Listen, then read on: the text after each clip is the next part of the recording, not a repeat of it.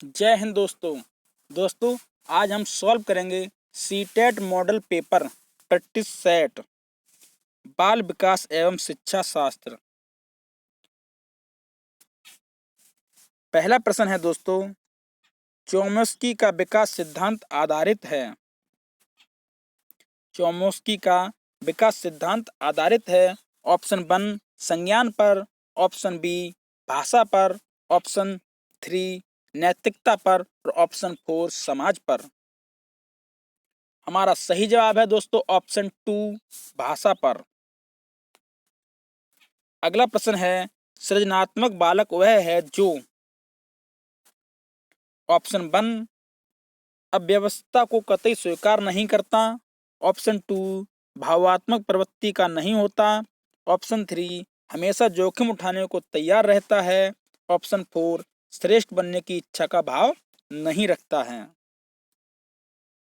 हमारा सही जवाब है ऑप्शन 3 हमेशा जोखिम उठाने को तैयार रहता है। अगला प्रश्न है, निम्नलिखित में किस मनोवैज्ञानिक ने व्यक्तिक भिन्नताओं की उत्पत्ति में आनुवंशिकता की भूमिका को महत्व दिया। आनुवंशिकता की भूमिका को महत्व दिया। Option 1 Watson, option 2 Francis Galton, option 3 बिने, ऑप्शन 4 बुंट। हमारा सही जवाब है ऑप्शन 3 बिने, साइमन बिने। अगला प्रश्न है,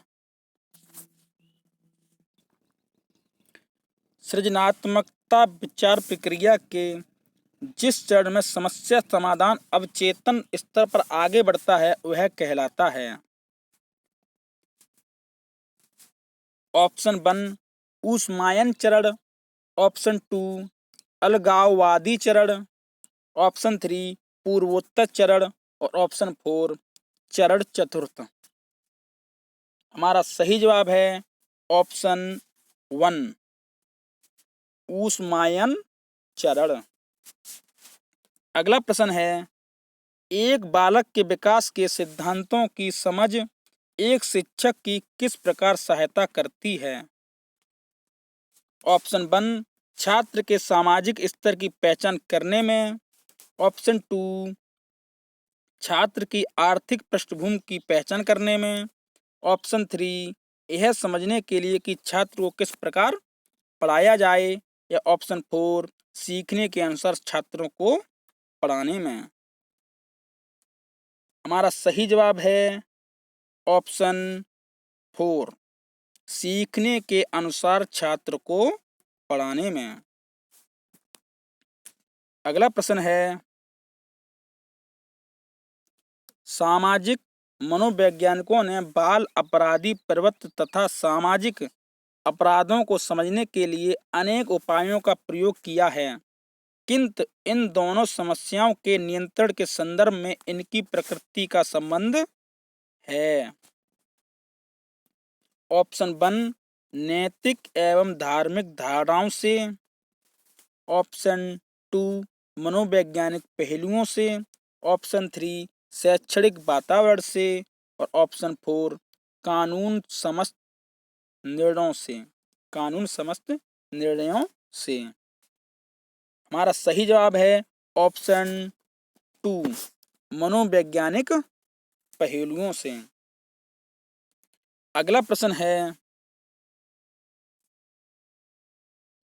स्कूल तथा समुदाय के बीच अच्छे संबंध के लिए निम्न में से क्या आवश्यक है।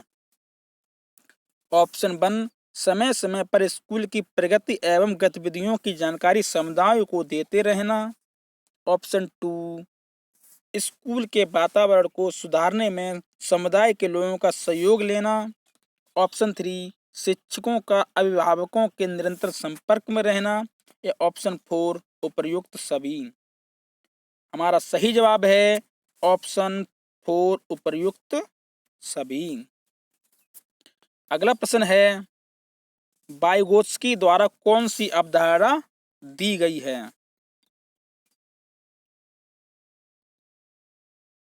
वाइगोत्स्की द्वारा कौन सी अवधारणा दी गई थी? ऑप्शन 1 स्वर समंजन ट्यूनिंग, ऑप्शन 2 व्यक्तिगत रूप से पढ़ना ट्यूटरिंग, ऑप्शन 3 पेंडुलम समस्या या ऑप्शन 4 समीपस्थ विकास का क्षेत्र।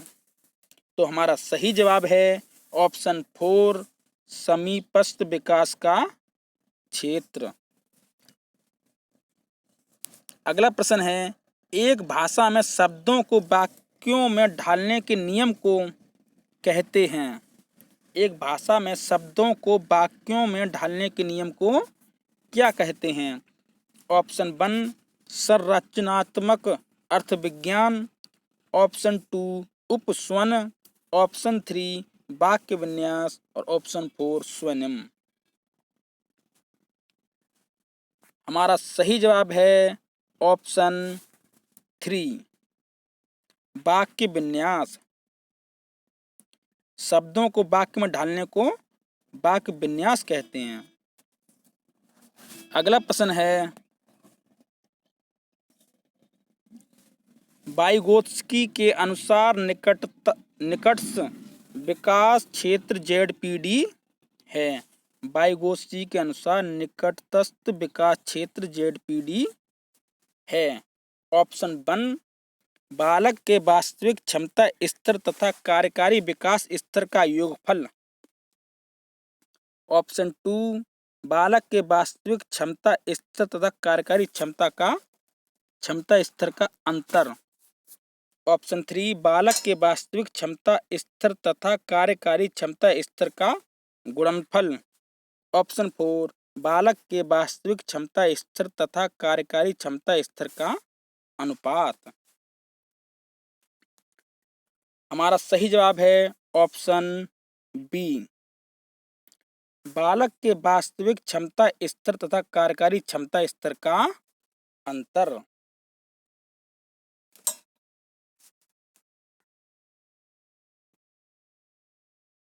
अगला प्रश्न है, बालक के सीखने के लिए आकलन और अनुदेशन के बीच के दृढ़ीकरण द्वारा सीखने को प्रभावित करता है। ऑप्शन 1 अंतर, ऑप्शन 2 भिन्नता, ऑप्शन 3 आवश्यकता, ऑप्शन 4 संबंधों। हमारा सही जवाब है ऑप्शन 4 संबंधों।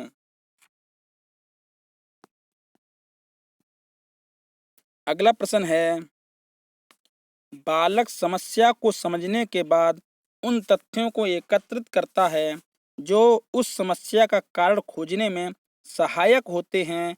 इन तथ्यों के संकलन में बालक में पैदा होता है। ऑप्शन 1 अभिप्रेरणा, ऑप्शन 2 चिंतन, ऑप्शन 3 विश्लेषण और ऑप्शन 4 भाषा विकास। हमारा सही जवाब है ऑप्शन 2 चिंतन। अगला प्रश्न है,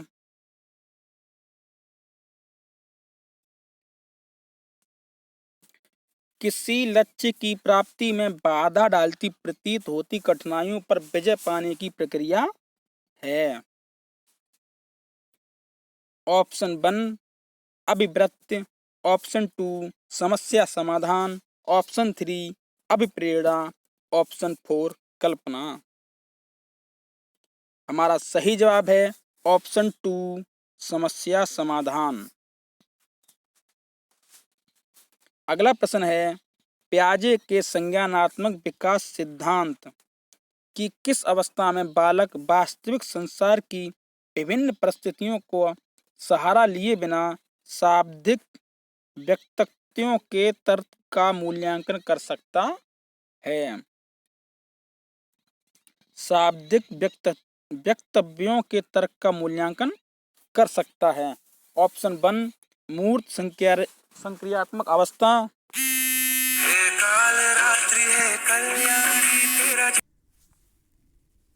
ऑप्शन 1 मूर्त संक्रियात्मक अवस्था। ऑप्शन 2 संवेदी प्रेरक अवस्था। ऑप्शन 3 औपचारिक औपचारिक संक्रियात्मक अवस्था। ऑप्शन 4 पूर्व संक्रियात्मक अवस्था। हमारा सही जवाब है ऑप्शन बी संवेदी प्रेरक अवस्था। अगला प्रश्न है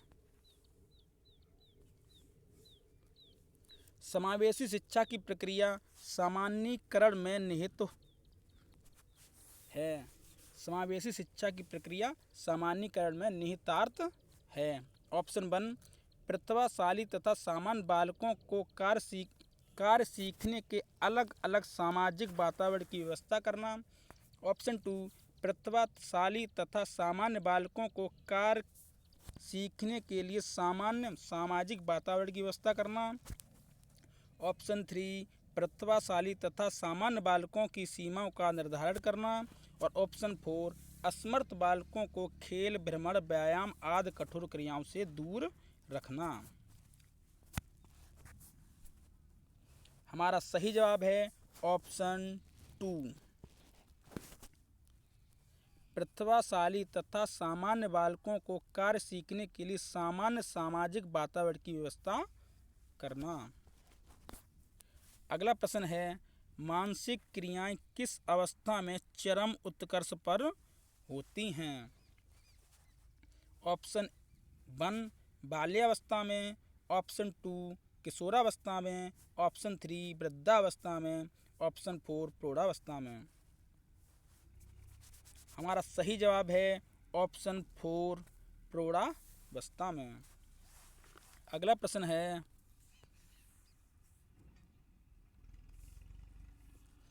निम्न में से कौन सी बुद्ध के बहुप्रतिभा सिद्धांत की आलोचना है।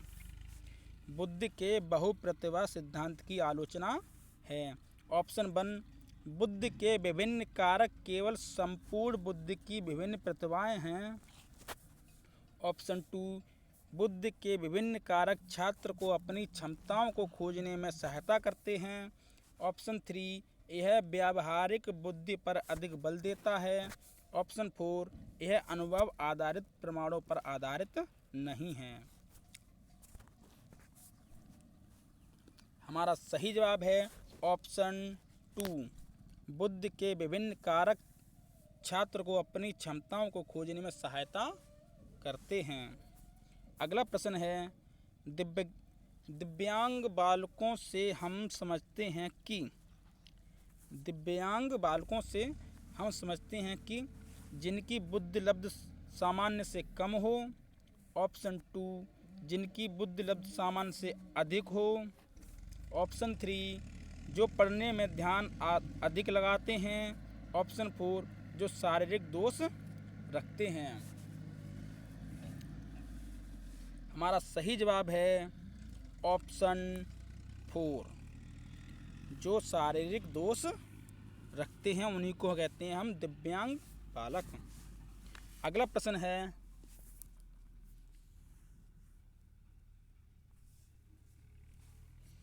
एक स्कूल से भागने वाले बालक के अध्ययन की सर्वाधिक उपयोगी विधि है। एक स्कूल से भागने वाले बालक के अध्ययन की सर्वाधिक उपयोगी विधि है। ऑप्शन 1 सर्वेक्षण विधि। ऑप्शन 2 प्रयोगात्मक विधि। ऑप्शन 3 केस स्टडी विधि। ऑप्शन 4 प्रश्नावली विधि प्रयोगात्मक विधि। हमारा सही जवाब है ऑप्शन 3 केस स्टडी विधि। अगला प्रश्न है कक्षा का एक बालक अपने छोटे भाई से ईर्ष्या करने लगा है क्योंकि। ऑप्शन 1 माता पिता छोटे भाई को प्यार करते थे। ऑप्शन 2 भाई छोटा था। ऑप्शन 3 उसे चीज़ें बांटने का डर रहता है। ऑप्शन 4 भाई को माता पिता के ध्यान की अधिक आवश्यकता थी। हमारा सही जवाब है ऑप्शन 3 उसे चीज़ों को बांटने का डर रहता है। अगला प्रश्न है शिक्षा मनोविज्ञान का विषय क्षेत्र नहीं है। शिक्षा मनोविज्ञान का विषय क्षेत्र नहीं है। ऑप्शन 1 खेलों का प्रशिक्षण, ऑप्शन 2 शैक्षिक मूल्यांकन, ऑप्शन 3 सीखने की प्रक्रिया, ऑप्शन 4 व्यक्तित्व का व्यवस्थापन। हमारा सही जवाब है ऑप्शन बी शैक्षिक मूल्यांकन। अगला प्रश्न है शिशु के संवेग होते हैं। ऑप्शन 1 स्थिर और स्पष्ट, ऑप्शन 2 अस्थिर और स्पष्ट, ऑप्शन 3 अस्थिर एवं अस्पष्ट और ऑप्शन 4 स्थिर एवं अस्पष्ट। हमारा सही जवाब है ऑप्शन 3 अस्थिर एवं अस्पष्ट। अगला प्रश्न है आपकी कक्षा का एक शिक्षार्थी 3x3 को 3+3 समझता है।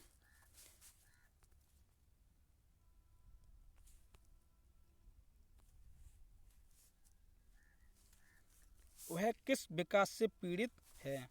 आपकी कक्षा का शिक्षार्थी 3x3 को 3+3 समझता है, वह किस विकार से पीड़ित है। Option 1 dyspraxia, option 2 dyscalculia, option 3 dyslexia और ऑप्शन 4 अफेजिया।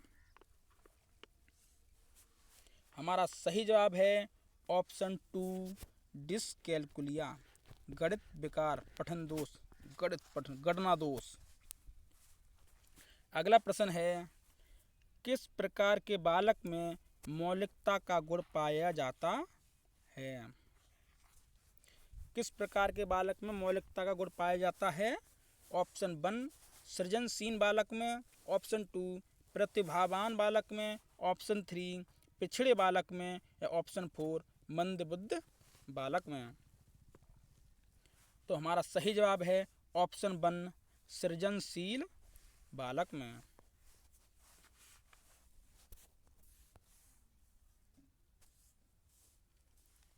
अगला प्रश्न है अनुभव व प्रशिक्षण द्वारा व्यवहार में रूपांतरण ही अधिगम है, यह कथन है। अनुभव व प्रशिक्षण द्वारा व्यवहार में रूपांतरण ही अधिगम है, यह कथन है। ऑप्शन 1 स्किनर का, ऑप्शन 2 गेट्स व अन्य का, ऑप्शन 3 कॉनवेक का, ऑप्शन 4 वुडवर्थ का। हमारा सही जवाब है ऑप्शन 2 गेट्स व अन्य का। अगला प्रश्न है परंपरागत शिक्षा केंद्रित शिक्षा प्रणाली में बच्चा सीखता नहीं है बल्कि उसे ऑप्शन 1 रटना पड़ता है, ऑप्शन 2 लिखना पड़ता है, ऑप्शन 3 परीक्षा देनी पड़ती है, ऑप्शन 4 पुरस्कार प्राप्त करने पड़ते हैं। हमारा सही जवाब है ऑप्शन ए रटना पड़ता है। अगला प्रश्न है बच्चों को विभिन्न प्रकार के अनुभव प्राप्त होते हैं जब वे विभिन्न प्रकार के अनुभव प्राप्त होते हैं जब वे ऑप्शन 1 स्वयं कार्य करते हैं, ऑप्शन 2 बाहर घूमने जाते हैं, ऑप्शन 3 परीक्षा देने से या ऑप्शन 4 1 2 3 या सभी। तो हमारा सही जवाब है ऑप्शन डी ये सभी।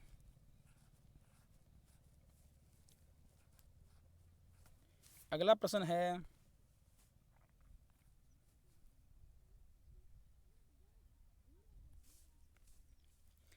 चरित्र एवं नैतिक मूल्यों के विकास को प्रभावित करने वाला प्रमुख तत्व है।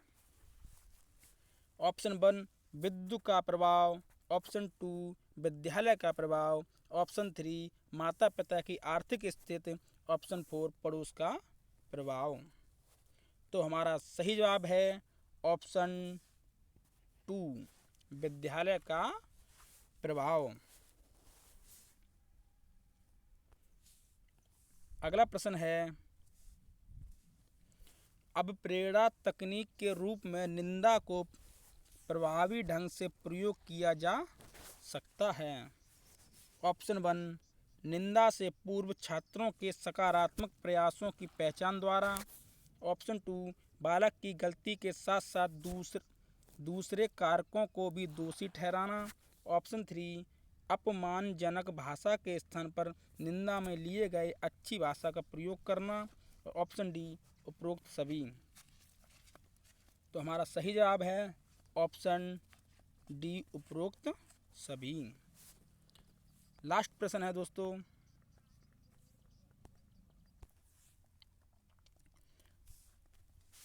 सैद्धांतिक रूप से रचनावाद शिक्षार्थियों को